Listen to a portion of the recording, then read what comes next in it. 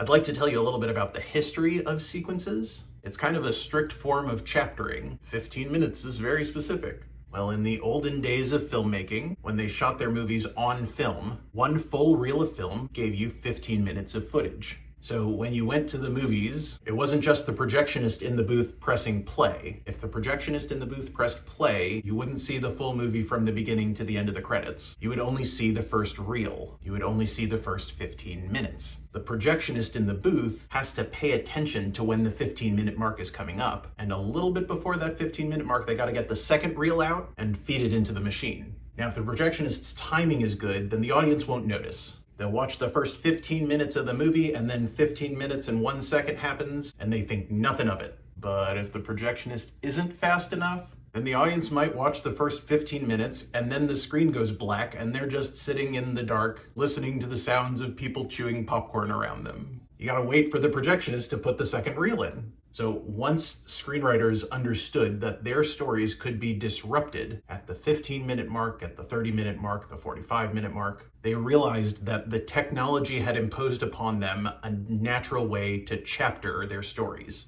I don't know how we ended up with the term sequences instead of reels, but as far as I know, the first person to start teaching sequences was Frank Daniel, my professor's professor. Your professor's professor's professor. The guy who came up with someone wants something badly, but they have trouble getting it. Frank was teaching screenwriting, and he noticed that students really struggled to figure out what to put in Act 2. So he looked at a million movies by the reel and figured out how to start teaching them as chapters. So shout out to Frank.